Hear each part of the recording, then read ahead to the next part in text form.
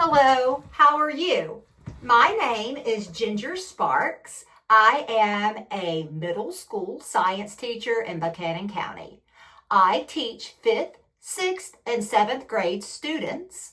I am also the STEM coordinator at our school, and I am the gifted coordinator at our school. What I want to talk to you about today is John Dewey's philosophy of education. John Dewey focused on experiential learning, higher level thinking, problem solving, applying everything to real life situations, with real life experiences. I have always followed John Dewey's progressive way of teaching, which is founded in pragmatism. I have always applied that in my teaching methods since I became a teacher about 15 years ago. I am very interested, very excited about teaching my students how to think on a higher level and express themselves. I actually pulled this from my lesson plans. This is just an example of a few of the experiments of the activities that I do with my students. First of all, when I think about experiential learning, I know that my students need to have active engagement, practical experience, and then they reflect upon the experience, the activity that they had just completed. I always place my students either with a partner or in small groups, and they brainstorm with each other. They discuss the activity, the experiment, the problem, and they find a solution. They find a way to make it better. They find an observation based on thinking. One of the things that I have my students do is we go out back at our school. There is a forest, woods in the back of our school. One of the things I say to them is, okay guys, I put them in small groups. We go outside, they look in the woods, they observe the habitat, they observe the animals, they observe how things are interacting together.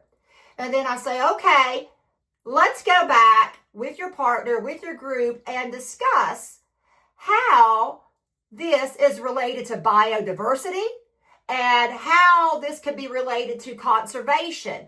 What could we do to make those two things better? How can we apply these two things? Or what do you see based on what you have observed? What do you think? What do you know? I'll ask lots of open-ended questions. What about this habitat? How is it being affected? How can we preserve it? What could we do? What can you do? Then I say, why does that work? Why do you think that's a good solution?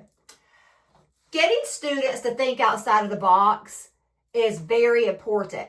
And when you relate these questions, when you relate the skills you are teaching your students, one of the skills I teach is rocks, geology.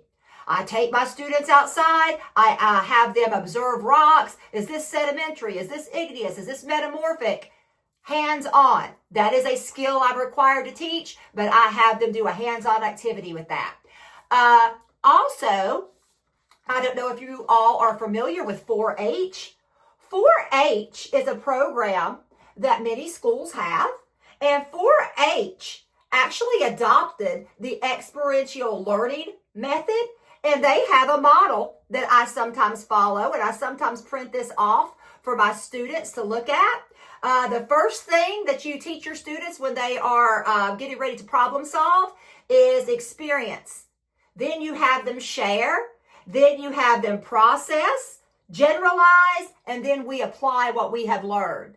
So there are lots of statistics. There are lots of data that says that having students do hands-on activities in class, having them brainstorm together, that creates democracy in your classroom. That helps students know how to make their way outside of the classroom. It helps them socialize. And later in life, it will help them be productive citizens. For example, my son is at Harvard University.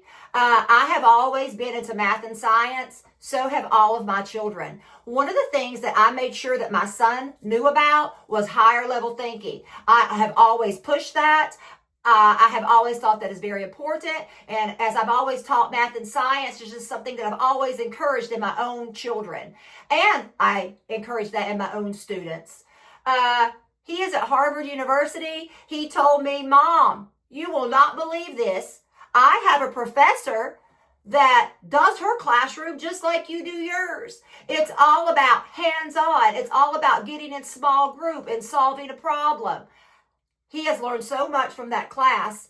And, that's what we need to instill in our children. That's why I think John Dewey's way of teaching can really, really help and make our students in today's classroom successful. Another thing, if I want to apply this religiously, in order to understand religion, in order to understand the Bible, you have to have higher level thinking. Not everything is as it seems in the Bible. You have to be able to reason. You have to be able to think about it. You have to question. You have to understand. And in my opinion, all faith is based on higher level thinking. So that's why I think it's important. I use John Dewey's experiential learning in my classroom. I use it at home with my own children. I apply that when I go to church each Sunday. So I think John Dewey's experiential learning makes a big difference in today's classroom, and I think that it would be beneficial for us to use. One critical point, I have lots of teachers say, I don't have the time to do that. I don't have the resources to do that. Well, you can find the time, you can shorten your lesson, and you can make it free of materials, just like I did. I simply walked outside with my students. I had them observe the world around them. Then we went back inside and we discussed it. We talked about it. I gave them a time limit. I had a timer. I said, this is how long we have. We got to get this going. We got to get our brains going. We got to think. We got to be fast. So you can find the time for experiential learning. It does take a little more effort. It takes a little more planning on the teacher's part, but it is really worth it in the end for our students. Thank you. Have a blessed day.